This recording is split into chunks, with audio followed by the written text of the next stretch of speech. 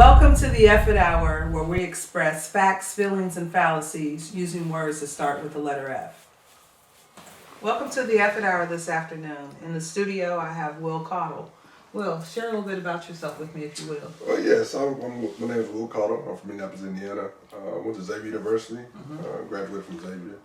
Won 4 championships there. Oh. Continued my basketball career. I was getting ready to ask basketball, football. Okay. Continued my basketball career. Played in summer league with the Atlanta Hawks back 06, and then I played 8 years pro overseas. I rewired at age 30 and moved to Columbus, Ohio. Here I am. Nice. What made you settle in Columbus? Well, went through a divorce. My daughter lives in Cincinnati, and I didn't want to be far from my daughter, so that's why I put the ball down for her. Gotcha. A huge sacrifice right there. Okay. So if you don't mind, I know we shared some conversation, but today I want to make it specific. Okay. I want to talk about our black youth in the city. Okay. And I don't want to limit our conversation, but some of the areas I'd like to touch on is mental health, education, generational wealth, how we help our children build that. And so the reason I thought about that is because we don't talk about our youth in a positive way. True. Everything we hear is they're stealing cars, they're robbing people, they're killing people, they're not going to school. And there are a large group of our children that are doing the right thing. True. But what I'd like to know is, how do you think we touch those that aren't? Well, there's got to be attention seeking. You know what I'm saying? You have to find out what kids are interested in. You think about even back in the day when it came to game members, things of that nature, it was about financial, trying to find a way out. And all kids seen when our era growing up was drug dealers and, basketball players or so-called, or, they was just doing street stuff. And that's what we see we want to be like. These youth now, they have these things called phones. And they're easily influenced by music. They're easily influenced by things they see on TV, superstars, whatever have you, and how they perform and how they do things. And I think it starts at home. I'm old school. Absolutely. I think everything starts at home with the parent, even if it's one or two. I mean, my grandmother raised me, my mother raised me. My father was in and out the streets. That's just what it was. I met my stepfather at age 13. He was a Sergeant Marine Corps, so he brought a different light to my life. And my grandfather was also a World War II vet. So were you ever in any trouble as a kid? I mean, I was the one that I just didn't get caught. Okay. I was active, doing things. I just didn't get caught. I depend on my gut feeling of what to do and what not to do. Thought about the consequences. Absolutely. Because like I said, it starts at home. So I got to come home. Right. I didn't want to deal with my mother. She's sick. And so I can relate to that. As a kid, I was the only child till I was 15 years old. Same. Okay. Me and my sister are 15 years apart. Okay. Yeah. And so I was with my grandparents a lot, especially like summers and that kind of thing. Sure. And I remember this particular store me and my grandfather used to walk to, and the owners would always let me get a candy bar. Right. Well, I didn't know that the owners switched hands, and so I still went in and got my candy bar. Right. And we're walking home, and my grandfather asked me, "Where'd you get that candy bar from?" And I'm like, "In the store." It's a regular thing. Yeah. And he taught me about asking and thanking, and he said, those people didn't tell you could have that candy bar. And he marched me right back in that store, made me get that candy bar back. Right. I was more heartbroken that I had to get the candy bar back than the whooping that I got on the way home. Right, for sure. But the consequence of that allowed me to know I could never go in that store again and take another candy bar without asking if I was allowed to have it. I don't think our children have consequences like that anymore. They don't. Well, think about it nowadays. Like I said, the biggest thing is financial. So you got moms working 2 jobs. If your dad's in the home, dad's working a job 8 hours, mom's working 8 hours. They come home after 8 hours, supposed to spend time with the family, supposed to spend time with each other, supposed to give Junior some attention, or my little daughter some attention. It's like it's tough. So that's what we talk about, the entrepreneur route and being able to be financial literacy. So it's like we don't have to go through those struggles. You can really be a family, because there's 1%ers in the world, like they're on vacation when it's wintertime. Absolutely. They're not worried about no winter, no bad storms. We out of town. So the goal is to be one of those people, just for the simple fact of the stress level they have, which is very none. Right. So what's your experience with today's youth, minus your children? Right. Well, I was a counselor for 5 years. So I work with inner city kids in Columbus. I have my own program called the ERP program, and we work with kids 14, 18 who had the highest felonies in Columbus, Bloods and Crips. Never had one fight in my program. The biggest thing about the youth was, being able to grab their attention. understand what their needs and wants, and then, you know, reply to as your child. You know, your father wasn't around that much. You know, you don't know you don't know you live in the hood till you go around kids who don't have it, you know, who have it. And so, you know, we see, his dad comes and plays, you know, catch with him every day. Like, I don't see my dad. You don't realize that's a problem until you really get around kids who have the quote unquote bare necessities, you know what I mean? So with these kids, they needed a father figure, big brother type of father figure, because these males, young males in the world, and females also, but you know, everything started with the male. I feel like, you know what I mean, that voice is different in the house than other than a woman. No disrespect. They just went like, oh shoot, daddy's home. Like, you just know, like, shoot, we gotta get the room cleaned up because he ain't playing. Unless you got that mom that's gonna whip that shoe off, and so you know there were a lot of them, right? Because that's the thing about my mom. Yeah, she's 6'1". You know, she worked 2-3 jobs most of my life coming up. You know what I mean? AAU road trip. She's on the road. But her biggest thing was like, you're not gonna be a statistic. You're not gonna die here in these streets. You're gonna be better than a lot of people in our family. And I didn't like the comparison of being better. I just said, if I get a hard focus, I'm gonna stay with that. And I just did the time frame. I had cousins I grew up with. They were like my brothers and sisters. So, you know, with that 2-year time frame, a 3-year time frame, seen people get locked up, seen people get killed. I seen a lot of different things. And what I realized is that I didn't want to be that statistic. So if I find a hard focus on something I really love, then I'm gonna stay with that, and that's gonna save my life and my family's. Yeah. So. For me, it was some fear of my parents. I loved my parents, and I knew they loved me, but I also knew they didn't play. Yeah, right. And so if the curfew was when the street lights comes on, or the curfew was now that you're 17 and you can go hang out with your friends, you be in by this time. Be 1 minute late. The biggest thing is you're under their roof. Absolutely. And I live by that creed. And they had rules, and you had to follow rules and them. protocols. Listen, my mom told me. At 10 o'clock, you ain't in there. Hey, I guess you just outside all No night. boys in the house, right? I work. Both my parents work second shift, and I babysat my little brother. No boys in the house, Carla. And I let this boy come in because she's orchestrating. Yeah, I let him come in because he was running cross country and he wanted some water. Okay. He was a friend that I happened to like. Oh, there it is. And so he called my mom the next day to say, "Can I come see Carla?" And she's like, "You know, you can't be over here when I'm not home." He's like, "Well, I came over last night to get some water." Oh, he told. He told. Yeah. He go ahead and let him. So not only did I get dispersed, tore out the frame, right, but then I was on punishment for 3 months, no basketball games, which was my life. I love going to the basketball games. Yeah. So it made me understand that there are consequences for not following the rules. Period. And this is my parents' house, and if I'm 15 or 25, I still have to follow the rules. Right. However, today, our kids don't see that the rules matter. Right. In a lot of households, and again, like both my parents worked. Right. And so I don't see the difference because, see, I was a single parent when my youngest was 5. Right. And they knew. Well, you know, like I said, I think it's that error. You know, my parents were very black and white, as I call it with me. There was no gray area. No gray area. So you want to act up in school today? Okay, I'll tell you what. You can come down and get a job with me when you're 16. Yeah. I thought you want to play basketball. You got all these posters on the wall. We might as well just rip all them down.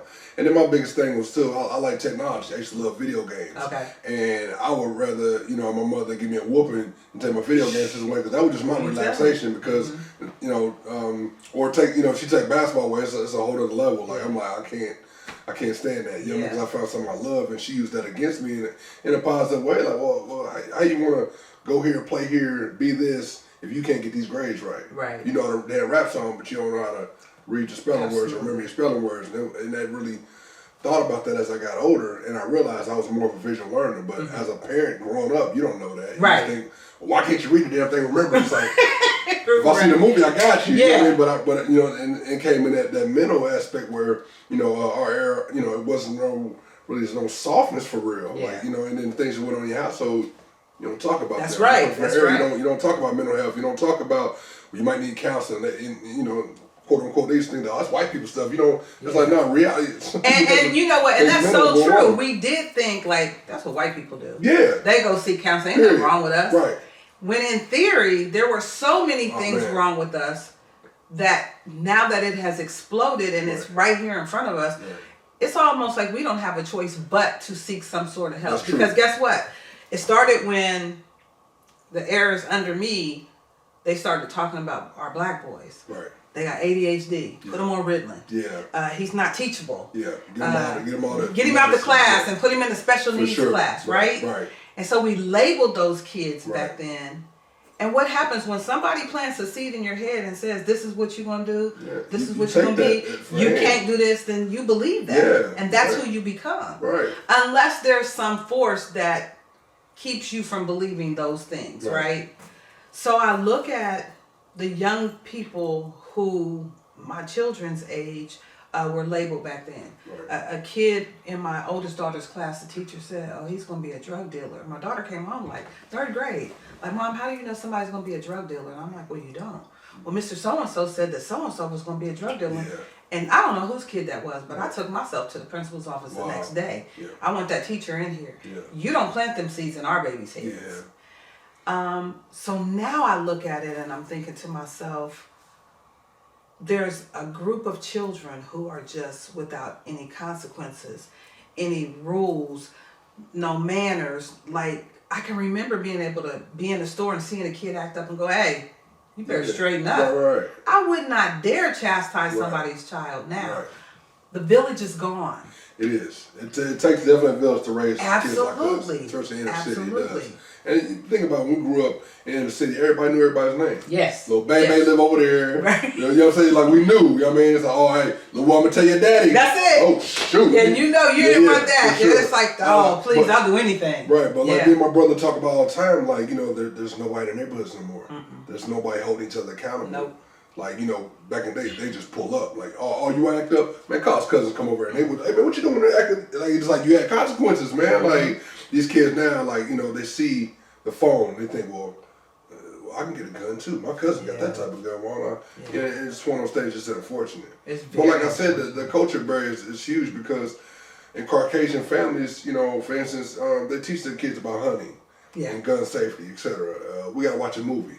Or you just don't touch that when you see one. You don't touch that. And it's like, yeah, man, you know, but these kids end up offering themselves based on lack of knowledge. Yes. So, you know, and then plus, like you was talking about with the teacher telling that young man or young lady, you know, hey, you're going to be a drug dealer.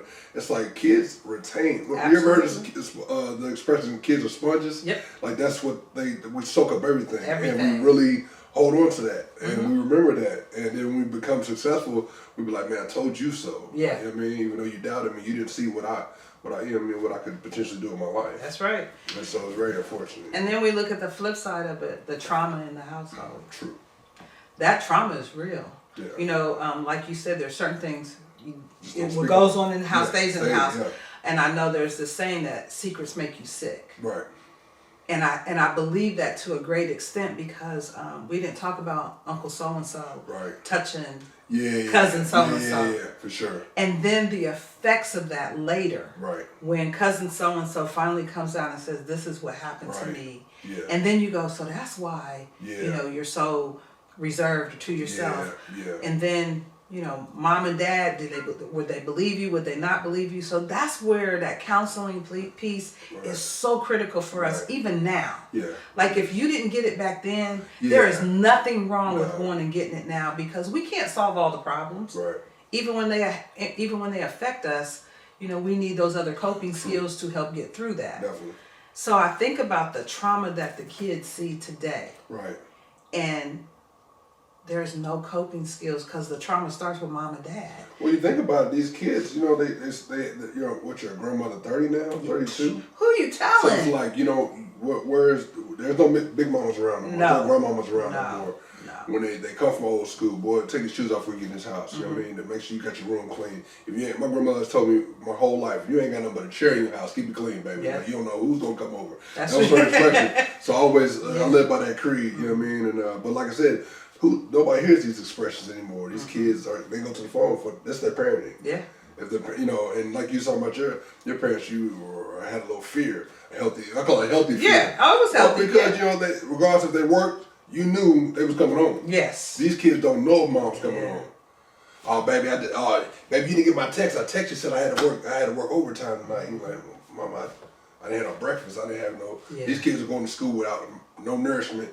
They just going to school just out here. And you can't learn. You wonder why they're tired. You wonder why they're upset. They're grumpy by lunch. Like there's reasons behind that. You know what I mean? So I always tell youth all the time, man. Just be a human being. You really got to live by that creed. Treat people how you want to be treated. You know what I mean? Don't make fun of people. You know what I mean? These things are real because people nowadays, like I said, in our area, we just got to be tough.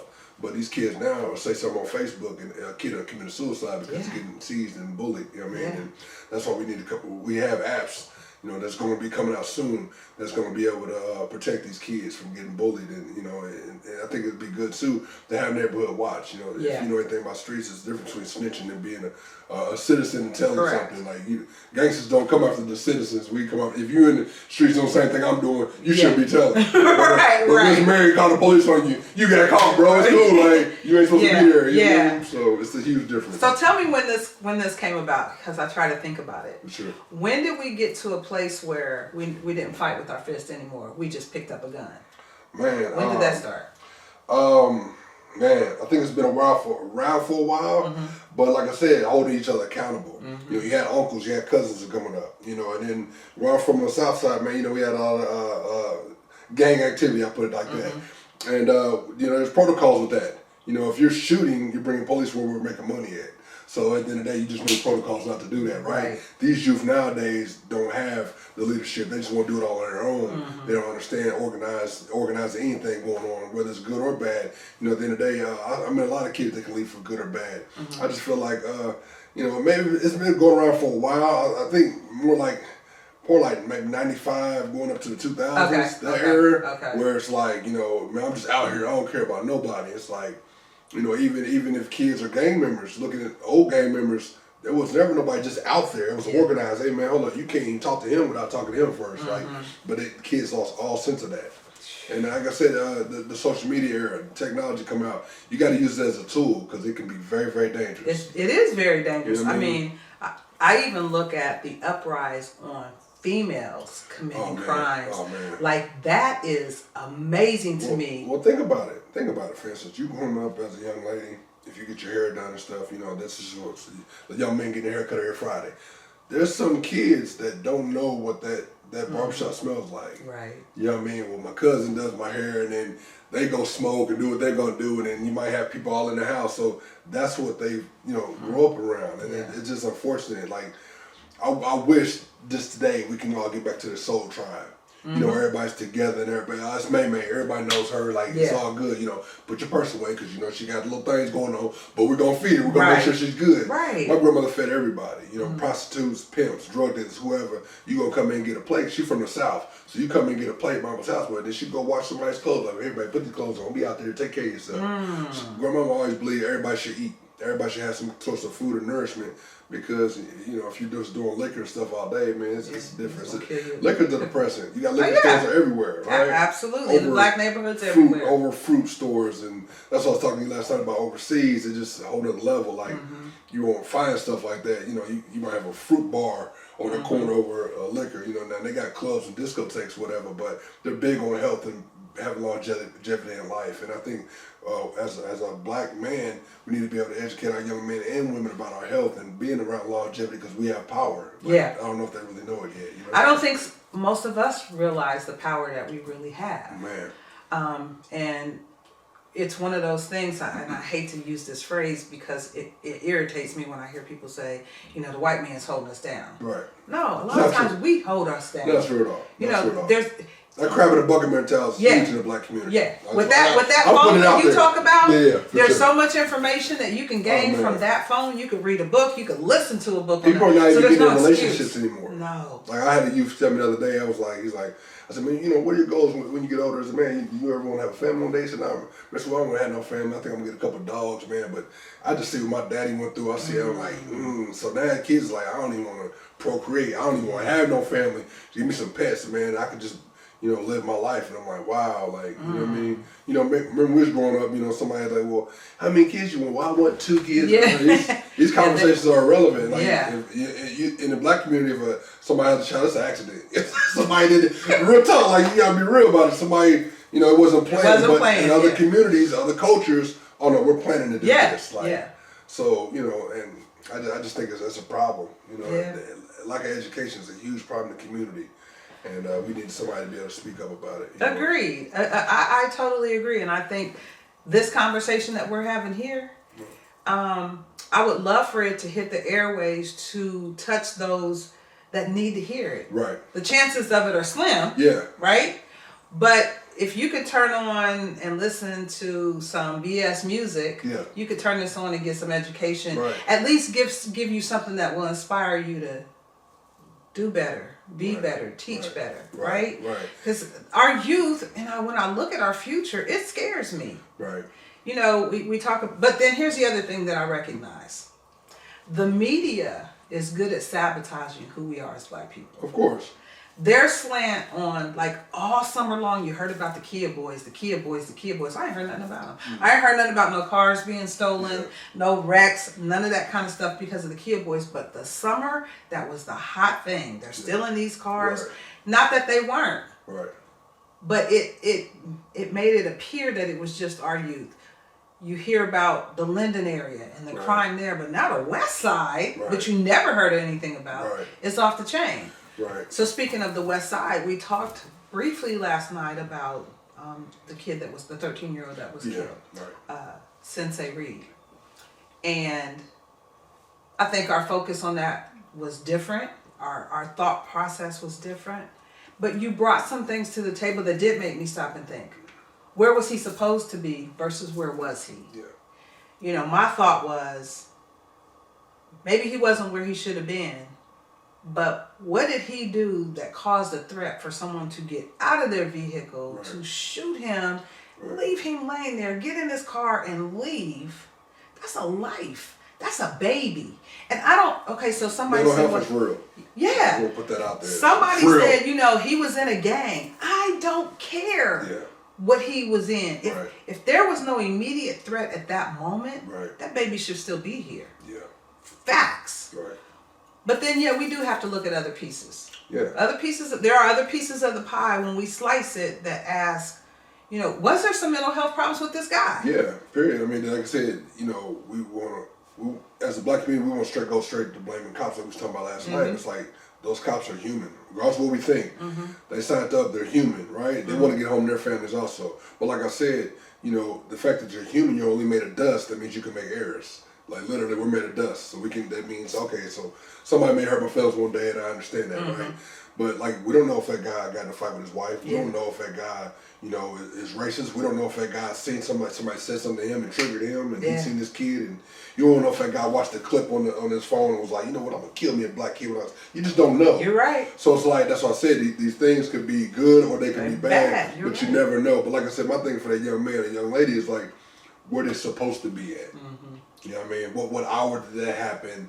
You know, where was the parents? You know what I mean? What was he doing out? You know, I don't even know what time was it when it happened. It was during the day. During the daytime. Mm-hmm. Okay, so it's on a weekday? I believe it was a weekday. Okay. I might have to go back and look, but I believe it was a weekday. Okay, so I don't think school was in at the time. Mm-hmm. I want to think we were right there on the cusp of school starting. Don't quote me on that, because there's many other stories that we could talk about that I could give you facts on, but not specifically that one. It just hurt me to think that we are in an era, because I say he is our Trayvon Martin. Yeah.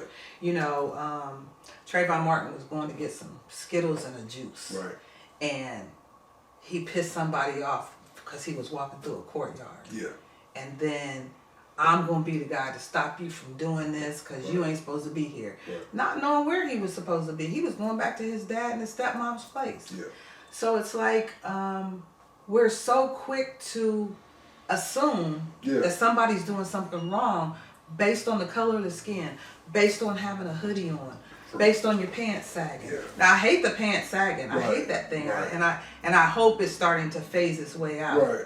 Yeah, I think it's one of those things with the youth, it's a fad. Like, yeah. You know what I mean? People like do. I see grown men doing it. I'm like, come on, bro. Nobody want to see them dingy draw. But that's what I'm saying. And that's what I mean by that is like, you know, we can go on that really because these kids nowadays, man, like the way you're dressing and the way you're acting, where you're going to go. Yeah. I hope you don't sag in there. Yeah. You know what I'm saying? It's real talk. Like, so you just know certain things coming up where you just like, wait a minute, you know, and so the way you act, it could, you know, where you're gonna go, the way you act. Right, that's where you're gonna go, and you don't want to do that there. You're tough now, but you're not going. You know. So here's my question. Sure. How do we start reaching our babies and teaching our babies and giving them some hope? Because so many of our youth have no hope. Right. You know, based on what they hear right. at home, in the right. streets, on TV, they don't have a whole lot of hope. Right.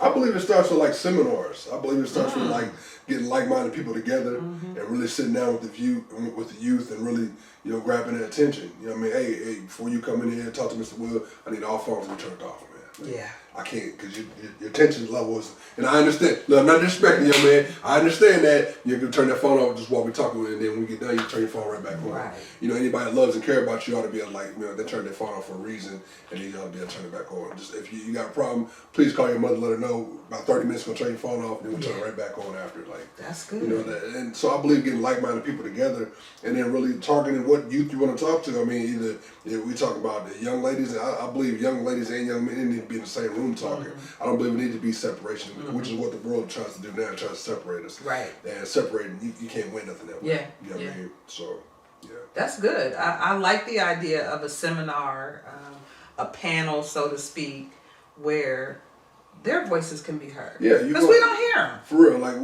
when I said when I was counseling, man, we used to take our kids on the west side. I had south side kids. Like, Mr. Well, we can't go. I said, you can go over there. We're good. Like they Mr. Well, I know the south side. I don't know nothing about the west side.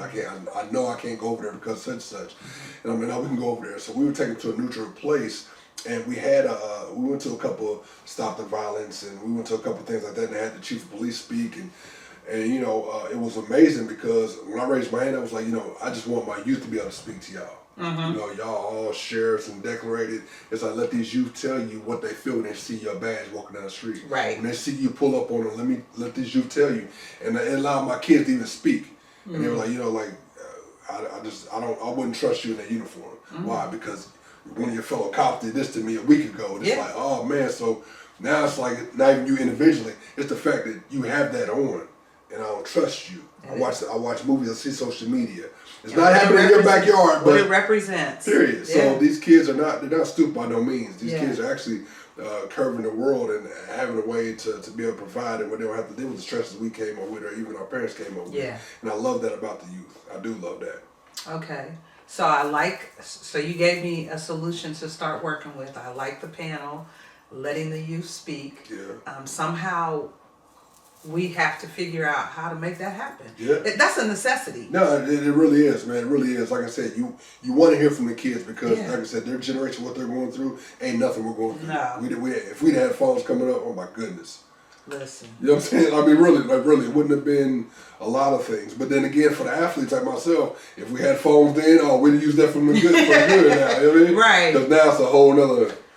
That's a whole other subject. Okay, so I like so we talked about the panel. For sure. We touched a little bit on mental health and what starts at home. Right. And that it's okay to seek that counseling. It is okay. You see a lot of black leaders, quote unquote, that you know black people. You know, we listen to radio, we listen to and it's like these people are saying, hey man, it's okay to go talk to somebody about that, man. Like there are big time actors and people that we see coming up on TV that really. Hey man, it's okay to get some help, man. You know, it's okay. It's okay to be in a dark spot. That means you're human. Ain't nothing wrong with that. But it's good to seek help and don't be ashamed of that because we all got barriers we gotta get over. Yeah. So the biggest thing is just letting the kids know, like I'm here for you, man. Let's talk about that.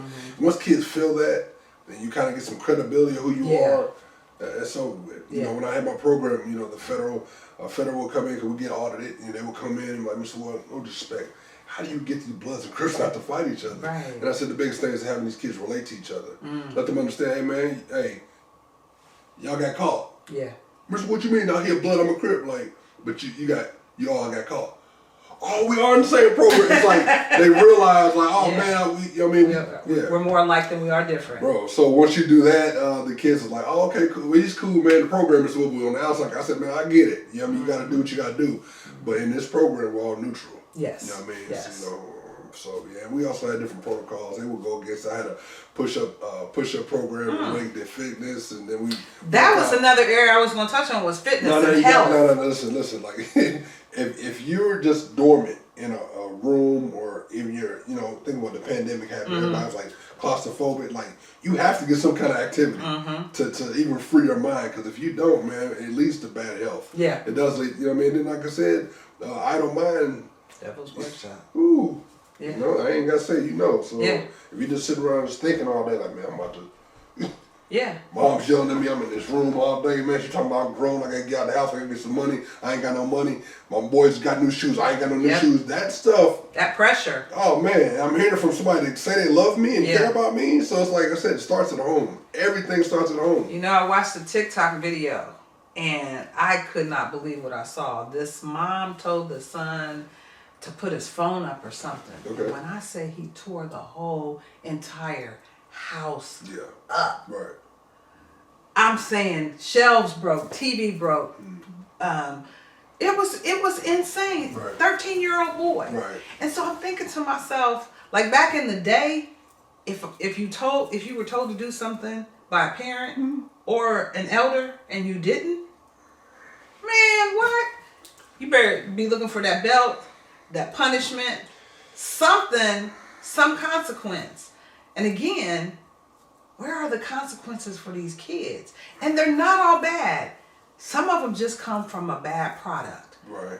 Doesn't mean that they cannot be revived and rejuvenated, and we give them some hope. Definitely. But I just think, like you talked about kids going to school hungry, and how hard is it to learn when you listen to your stomach growling and So that's another piece that we have to look at. And then when you think about the price of eggs being $6.99 a dozen, inflation. It is real. It's real. And so now, if we can't eat, we got to steal something. You know what I'm saying? Like, it makes it hard to live a productive life when you're up against the odds. Yeah, and they put you in that. I mean, you got to think about kids. Like, I'm a kid from inner city. Like, we're always in survival mode. Like, when can we just take a deep breath, breathe? Yeah. Like, when can you really go through that? So, our focus going forward is just to always let kids know they have a choice now. You got a real choice now, bro. You really don't have to do that. You know what I mean? These kids, they're finding that out. They're just finding their own lane. Yeah. You know what I mean? But as far as the youth out here in the streets, it's like I said, panels, man. Getting somebody that's accountable that they can hear from. Okay, what have you done in your life? And when they hear, they're like, okay, like these kids actually Googled me. They're like, man, let me see. Oh, Mr. Wood, it is you. And I was like, why did you think I was lying? Yeah. He said, Mr. Wood, everybody lies to us. I said, that's the thing. I'm going to hold Mr. Wood accountable. Yeah. And then it got to a point where leaders in the program, I would have, certain leaders in the program, because they earned that. They're like, oh, Mr. Wood say he come at 3 o'clock. He going to be there at 3 o'clock, but you were late. We drove there twice. And like, Mr. Wood turned back around and came and get you, still didn't come out. Yeah. You know what I mean? And they would tell each other, the Bloods and Crips, opposite. They be like, man, come on, bro, you break your probation, you're going to go to DYS, bro. You're trying to go to jail, bro. You want some good food, you want to be out. Like, they're telling. So it's like, I would just sit back and marvel but it started with me leading that way. So was it kind of like a peer-to-peer, setting the example? Yeah, well, like I said, at first it starts with the instructor. Right. And then you'll find a little alpha in the group. First you find the alpha in the whole group. Once you find that person, and they got some smarts on them, but like what I would do, this is crazy, but it's the truth. What I would do is I would look at all my caseloads. So if I got 14 kids, who can get the most time? I want to get the wolf first. Wolf got to come in the room with me one-on-one. We got to talk off top, because he's the one that can control all these youth, and it could be set a fire or it can cool it down. Yeah. And so I think, like I said, even with these gang leaders in the community, that's the biggest thing. Go to them. Talk to them. It's not, hey man, come on, man. Are there still actual gangs out here now? Yeah. Is it really? I believe it is. Like I said, social media is incredible. Wow. It's so cold. Because you used to hear about the Crips and the Bloods and the West Side. You don't see them because but it's funny because like I would tell the kids all the time, like, man, stay off the social media because you're gonna get caught. Mr. Wood ain't gonna catch you, Mr. Wood. I said, well, how many friend requests you get? And they be like, well, Mr. Wood, I got 10 friend requests. I said, do you know any of those people? He said, no, but they were all girls. I accepted them. I said, those are undercovers. And then that kid the next day, he had to go to court. So I go to court with him. I'm shirt and tie there, speaking about the program, and they pull off all his pictures on Facebook. oh, you ain't got no job, what you do with all that money? Good. Yeah. 15, what you do with all the guns? Yeah. Like, got him. You know what I mean? So there was a lot of kids that got an opportunity to come and be a part of the program and change their lives. And I got a client right now to this day, and I'm going to leave him nameless, but he's from the West Side, and he has 2 master's degrees. Really? It came from my program, yeah. That's what's He called me the other day and was like, Mr. Wall, I got my 2nd master's. I said, what? Wow. He said, Mr. Wall, I got 2 daughters now. Mr. Wall, just thank you for everything you've done for me. And I'm like, and he's like 23 now, 24 now. Jeez. And I'm like, boy, he said, yeah, man, Mr. Wall, like, straight, he was always a straight A student in school. He just wanted to be a knucklehead, right? Yeah. So it's like, Mr. Wood, my dad wasn't really around, but he played basketball. Mr. Wood played with you every day. You talk to me every day, Mr. Wood. It rubbed off on me. And I mean, you get stories like that. Yeah. He called me the other day, inbox the other day, Mr. Wood, man, I got my master's, bro. I'm like, wow, bro. Like, you were the kid that he hit a female cop. He had punched a female cop. He was at the boom. Oh. And he was with his gang, and they was with their gang, right? And the female cop said, y'all need to disperse, get away from the area. And so, B word, I ain't going nowhere like that. So a male cop came over and said, what'd she just say? So he looks around, all his homies took off running, they left him. So he thought he was going to be the big man. He punched the female cops, they beat him up. Like, I mean, he just came out hard. He got what he got for. So like I said, I seen him mugshot the next day before he got the program. I'm like, man, he said, Mr. Watt, I hit her though. I was high, I did wrong. And he admitted he did wrong. That kid that's the first start. Got his master's. And as a loving father now, got 2 beautiful daughters, man, that's doing great for himself. That's good. He actually played professional for a little bit, hurt his knee, came back home, but he got his own business now. So. I like to hear those kind of stories because that lets us know that it's possible. It's possible. Yeah. Well, like I said, you got to, like I said, it has to come from somebody. Like, he knew my background. Like, I blatantly tell them off top who I am, where I come from, what I've been a part of. I've had them on the phone with family members that's done 20 years and above and tell you that, I mean, they're just raw and real, and they be like, Mr. Well, I appreciate that, man, because we see my cousin, man, like, kids always brag in the hood, like, my cousin, he did 20, he's big as hell. I'm like, well, you ain't got to get, you ain't got to, you know what I'm saying? You ain't got to get big. You ain't got to, you can just put your right down, bro. You ain't got to be locked down to be physically fit, but that's what they see, because that's what they idolize. But that's that badge of honor, so to speak, because maybe I don't see myself doing something more positive out here, so I'm going to lean on that. Yeah. Like, I got a cousin that... at the end of the day, man, youth have low self-esteem. Yeah. They start off with that. Well, when you come from a household, and I've seen this, where your B's and MFers and that's how you're talked to on a daily basis. Yeah. And we're talking about from your mom, your dad, your grandmother. Yeah. When you hear that kind of talk, like, from the people who are supposed to love you the most. Like, how do I listen to my teacher when I know? Yeah. You know what I'm saying? Like, you can't care about me as much as they do, and if this is what I'm getting, then there's nobody out here that really loves me. It starts at home. Yeah. And then, like I said, usually with parents like this is the truth. Back in the day, like, it was always a financial worry. Like, it was always financial, and that creates mental health problems. Yeah. People don't understand that. Yeah. It's yin and yang. It really is. Yeah. And kids that go through that with the customer being called names is like, how am I gonna feel confident when mama says I ain't shit? Yeah. You know what I'm saying? Yeah. It's like, man, mama, Miss Wade, she don't even. Miss Wade, 15. I got 3 other kids. He got to get up out this house. I'm like, you gonna push me to the wolves? But that's what we do. What do you think he's gonna be? Yeah. We don't equip our babies for life for real. Right. They just see what we go through. Right. And then as soon you ain't got it all together, you stressing yourself. So exactly. You ain't calm enough as a parent to even talk to your kids. And then you got to get out of here because I need to live the rest of my life without dealing with you. Come on. Yeah. You make your kids suffer for your errors. So last thing I want to talk about, because we talked about this last night also, is wealth. Okay. And how well... Like, the kids today are so innovative. Oh, man. Creating their own businesses from sitting in a room or, like you said, on that phone, getting that idea and making it happen. Right. I have watched, just over this past summer, I have watched these 2 young ladies who were just 2 young ladies that I just happened to see. And one started her own business by having model for somebody else's company. Oh, you need somebody to model your t-shirts? I got them. I can send them, and they do your photo shoots for you and sell. And I was thinking, I would have never thought that, because here I am putting my t-shirts on a dummy downstairs and taking pictures.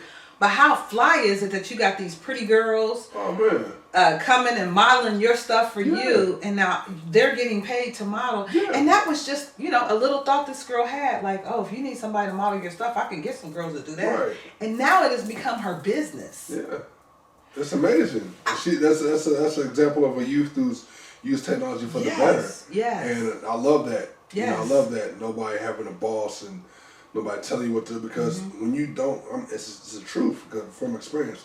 When you don't have somebody you have to answer to every single day, man, the level of stress is so different. Like my brother, he cuts grass. Is what he's like, man. I'm on that lawnmower. I'm living my life, man. I ain't got to answer nobody, man. I'm gonna do a search for my customer. I'm gonna get up out of there. They're gonna pay me. I'm gone. Yeah. And I'm like, wow. He's like, man, I ain't stressing. What am I stressing about? Like, cause I have my own. And, so yeah, I think that's great. So coming from the era of when you graduate high school, you either going to college or you get a job. Right. And you gotta have a job so you can make ends meet. Yeah, what I tell you. So I was never taught like saving for the future. Right. I was told, go get you a job, work 9 to 5, pay your bills. Right. So my mind frame was, I gotta get this money to pay these bills. You were the sponge that was listening to the parents telling you, absolutely. If he ain't got no job, he a bum. It's like, wait a minute. Yeah. What if it's not called a job, but I'm making income for the family? Because I cheered in high school and I didn't do like the IOE and the COE and typing. And my dad said, so where are you going to work as a cheerleader? Get your trade. And I was like, well, I guess I ain't going to make the cowboy cheerleading squad, so I got to go to college. Yeah. Right. And then I left college and went to work. Right. And now here I am ready to retire. Right. And I think about that piece. Rewire. Yes. That's the word. Yes. Retire means you're completely done. Yeah. I'm rewired. I'm just going to change my mindset. Change it I'm going to do something else. That's all do something else. And like we was talking about last night, it's the words that you use. Yeah. It really is. And they're powerful. And they're very powerful. So once you rewire that thinking of how we were taught growing up, man, you see the light. So now, my goal, my challenge to you is somehow let's find a way to start rewiring our kids. Cool. Let's create that panel. Okay. Even if we take time and let's go to each quadrant of the city. Let's go to the west side this month. Right. And let's create a panel. Let's take these youth who want their voices heard. Let's bring some people in who need to hear their voices, who can make some other things happen. And let's see what we do in our city. Let's see how that catches fire. It ain't going to touch everybody. Right. I already know. Yeah, for sure. But if we get one who touches somebody else, that's what we want. I don't want to be the one that have to always ignite the fire. No, that's what I was saying about the youth that graduate got his master's. Yeah. Like, you just never know. Yeah. But like me watching him for those 90 days I had him in the program, and when he graduated from the program, he still called me, Mr. Wood, can you come pick me up?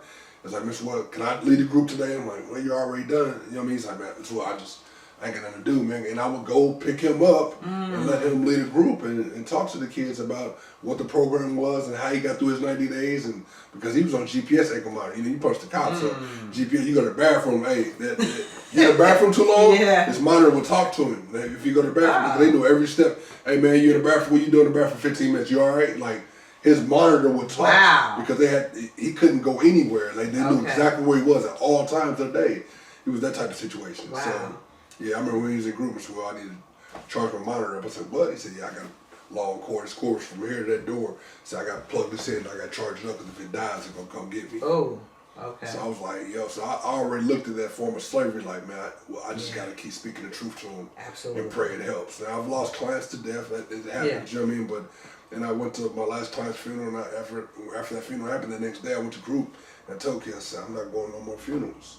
So what you mean, Mr. Wood? I said, man, Mr. Wood, it's not cool for your mom to put you in the ground, bro. It's not supposed to be like that. That's right. You know what I mean? So I just vowed from there, and after that, I kind of just rewired and did my own thing. But I realized that, it's a form of slavery. Yeah. Will, I am so glad that you came. Appreciate you having me. This can't be the last time. No, for sure. You have to come back. And we do have to sit down and talk about how we can devise something to reach our babies. No problem. I appreciate you having me. Thank you. Absolutely. Well, this was an amazing Efffit Hour, impromptu Efffit Hour. I thank you for joining us. I hope that you got something out of this that you can share with someone else, because we've got to save our babies and we got to start now. Yeah. That's it. We're out. Peace.